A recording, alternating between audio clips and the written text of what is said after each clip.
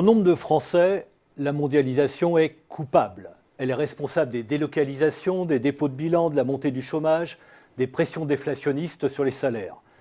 La globalisation économique est vécue ici comme une menace. L'ouverture des marchés provoque la peur et la tentation du repli sur soi, la montée du populisme. Certes, la mondialisation s'est accélérée avec l'adhésion de la Chine à l'OMC fin 2001. Cependant, la montée en puissance de la Chine et des autres pays émergents nous a masqué le retour d'une autre puissance économique, toute proche, elle. Un géant qui ne se vit pas du tout comme une victime de la mondialisation. Un pays qui a su tirer parti du grand marché mondial. Je veux bien sûr parler de l'Allemagne. Alors, pourquoi pas la France ? Pascal Lamy, bonjour. Bonjour. Alors, Pascal Lamy, je rappelle que vous avez été commissaire européen chargé du commerce entre 1999 et 2004, que vous avez fait 2 mandats à la tête de l'OMC, l'Organisation mondiale du commerce, et je crois que vous êtes toujours membre du Parti socialiste. Affirmatif. Alors, comment expliquez-vous cette phobie française de la mondialisation qui est vraiment très spécifique à l'Hexagone ? Non, je crois que vous avez raison. C'est une spécificité française. On ne trouve ça nulle part ailleurs sur la planète, sauf peut-être un peu en Corée du Nord, à Cuba, au Venezuela, en Algérie. C'est, à mon avis, ce regard de la France sur le monde, sur l'Europe, qui est à l'origine de ce qui tétanise notre pays, ce qui l'empêche de faire les réformes qu'il doit faire. Je crois que ça tient à l'histoire, à la géographie, à la culture. Ça tient surtout dans le monde contemporain à une sorte de récit collectif, une sorte d'axiomatique française qui est partagée par l'ensemble de la classe politique et qui consiste effectivement à attribuer les difficultés de la France aux autres. Alors, à chercher un bouc émissaire systématiquement. Absolument, de vieilles recettes anthropologiques bien connues. Alors des fois c'est la Chine, des fois c'est l'Allemagne, des fois c'est Bruxelles, des fois c'est les immigrés, des fois c'est les Arabes, mais en gros c'est toujours les autres. Et je crois qu'aussi longtemps que collectivement nous resterons dans cet état d'esprit, alors nous continuerons petit à petit à dériver et à sortir de ce monde que les Français disent ne pas aimer et que leur classe politique entretient dans cette idée qu'il faut se réfugier sous la protection tutélaire de l'État pour faire face à des menaces extérieures. Si vous voulez, c'est le syndrome d'Astérix vécu quotidiennement par beaucoup de Français. Alors Pascal Lamy, votre livre « Quand la France s'éveillera » est un peu un exercice de pédagogie à destination des Français, et vous dites que nous sommes entrés dans l'ère du « Made in the World ». Alors si j'ai bien compris, et je dois vous dire que personnellement j'adhère à cette vision, plus aucun pays ne peut maîtriser globalement une filière de production. L'interdépendance économique est aujourd'hui totale et les chaînes de production, les chaînes de valeur sont globales.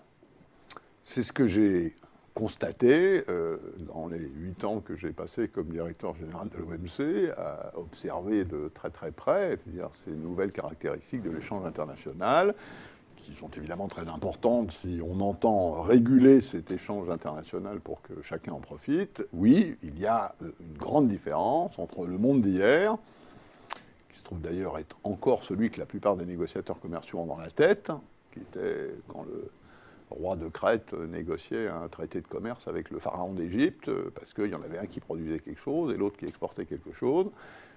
Ce monde aujourd'hui, comme vous le dites à juste titre, n'est plus celui-là. C'est d'ailleurs pourquoi, quand j'étais DG de l'OMC, j'ai lancé cette campagne Made in the World. C'est pour ça que j'ai initié cette révolution qui consiste à mesurer le commerce international non plus en volume, comme on le faisait depuis les temps anciens, mais en valeur ajoutée. Et à ce moment-là, la carte des échanges mondiaux, des économies mondiales qu'on a, elle est tout à fait différente. Elle est tout à fait différente des mesures classiques. Il faut, je crois, adapter notre vision de ce monde, de ce qui est bon, de ce qui n'est pas bon, à la réalité de ce qu'est devenue l'économie internationale aujourd'hui, c'est-à-dire effectivement des chaînes de production globales où chacun se spécialise plus vite dans là où il est le meilleur et formidable réduction du coût de la distance que la technologie offre, que ce soit des biens ou des services, le permet.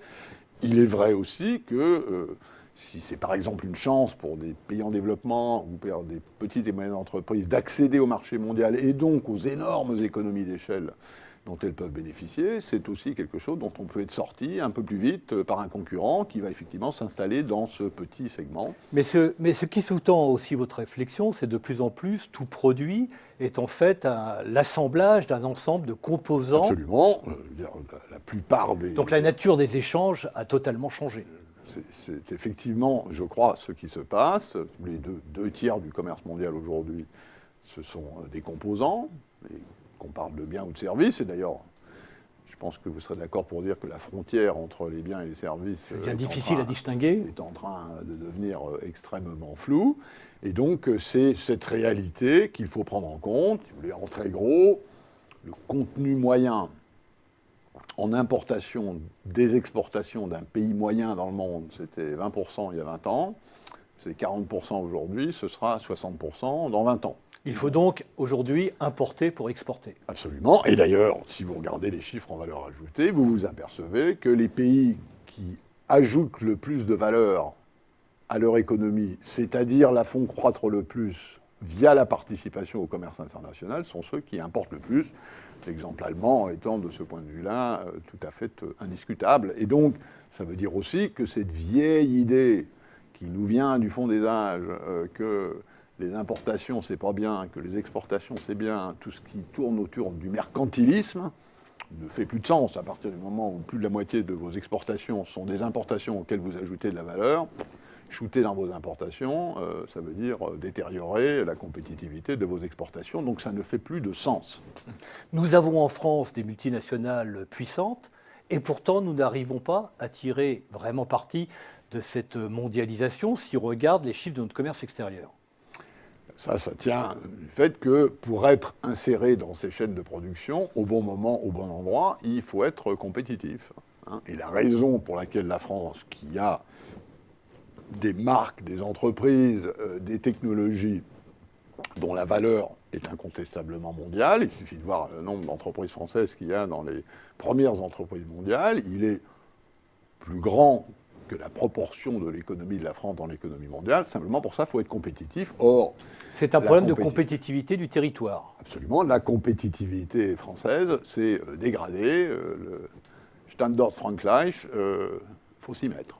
Alors, vous posez aussi la question de la compétitivité et de la capacité d'exportation de nos PME, et vous indiquez dans votre livre, avec votre expérience internationale, que cette mondialisation, finalement, et l'Organisation mondiale des filières productives peut être favorable aux PME qui peuvent mieux s'insérer dans le commerce, dans ce commerce mondial à travers ces ventes de composants. Comment les PME françaises pourraient-ils tirer parti de cette mondialisation sous cette forme?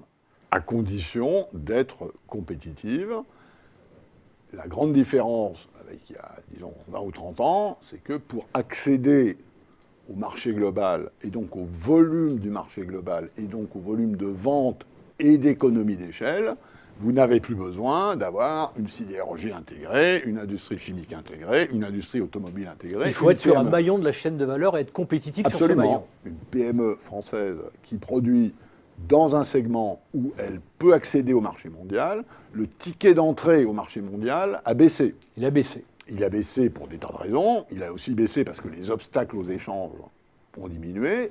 Il va baisser à la suite de l'accord qui a été fait à l'OMC à la fin de l'année dernière, qui simplifie et qui réduit les procédures douanières, qui sont en proportion un gros handicap pour les entreprises. Une petite entreprise qui doit payer en frais d'administration, de douanier, en coûts de tampon et autres rémunérations 10% de la valeur de son contrat, elle ne va pas sur le marché international.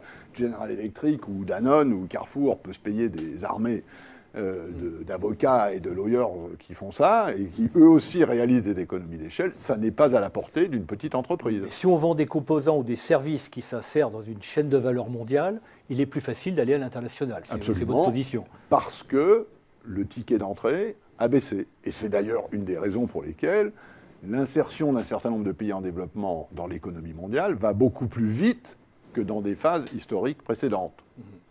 Alors, vous dites, j'ai lu très attentivement votre livre, Je et vous vous en dites que remercie. la France est mondialisée dans son corps, une belle expression, elle est mondialisée dans son corps et pas dans sa tête, et on sent bien que vous posez la question du discours que tient la France à ce sujet. On reproche souvent à la France son arrogance universaliste, en quelque sorte. Quel pourrait être le discours mondialisateur de la France ? Je ne suis pas de ceux qui reprochent à la France d'avoir une ambition pour le monde. Ça fait partie de sa culture, ça fait partie de son histoire. Et dans ce monde qui se globalise à toute vitesse, nous avons besoin de pays qui ont une vision de la mondialisation, qui lui donne un sens, qui considèrent ce qu'elle a de bon et de moins bon, et qui essaient de faire pencher la balance, et c'est incontestablement une question de valeur, de jugement politique, dans le bon sens. Donc je trouve que la France doit garder cette ambition qui est dans ses traditions, d'essayer d'influencer le monde en fonction de ses valeurs. Simplement, elle ne pourra jamais faire ça toute seule, mais on a un instrument pour faire ça qui s'appelle l'Europe, parce qu'il y a une homogénéité de valeurs européennes assez proche des valeurs françaises. Deux, pour faire ça, il ne faut pas tourner le dos à ce monde. Il ne faut pas se comporter de telle sorte que, notamment parce que notre performance économique et sociale se dégrade, alors notre influence se dégrade.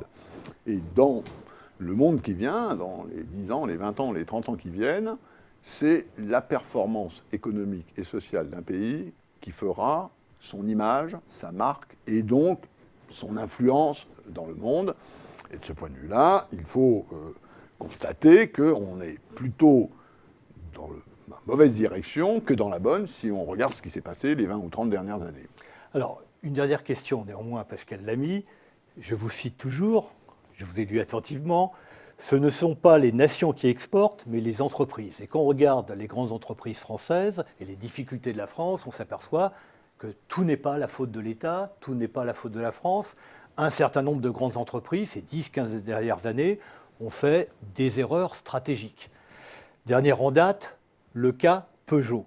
Mais on a eu auparavant Alcatel, Thomson et d'autres exemples. Est-ce que le cas Peugeot n'est pas révélateur des problèmes stratégiques de la France? Je veux dire par là, est-ce que la France doit se tourner vers l'Europe pour trouver ses solutions? Dans le cas Peugeot, nous avons un concurrent principal, et je reviens à mon introduction, qui est l'Allemagne. Et est-ce que finalement se tourner vers la mondialisation, et quelque part je vais dans votre sens sur ce point-là, ce n'est pas un moyen de se tourner vers la mondialisation pour retrouver notre compétitivité? Dans le cas de Peugeot, cette alliance avec Dongfeng en Chine. Non, je pense que c'est une très bonne question. D'ailleurs, si on regarde les chiffres, où la France a-t-elle perdu des parts de marché? C'est là où elle réalise les 2/3 de ses échanges aujourd'hui, c'est-à-dire sur l'Europe et les États-Unis, donc qui sont un équivalent du point de vue des structures de marché. Où avons-nous gagné des parts de marché? C'est sur le reste. Est-ce qu'il n'est pas trop tard pour nous en Europe? Non, mais bien sûr que non. D'abord, il n'est jamais trop tard. On est dans un monde qui bouge, qui fluctue. Il y a des opportunités, il y a des risques. Il faut s'y ajuster. Je suis de ceux qui pensent que la France a tous les atouts pour réussir dans ce monde, à condition d'accepter de rentrer dedans, d'analyser la mondialisation pour ce qu'elle est, avec ses bons côtés et ses mauvais côtés, et de sortir de ce cauchemar qui consiste à la diaboliser, et qui, encore une fois, est hélas l'axiomatique que développe notre classe politique depuis bien des années, y compris pour des raisons qui tiennent à la structure de nos institutions. Donc, quand la France s'éveillera, c'est le titre de votre livre. Pascal Lamy, je vous remercie. Merci à vous.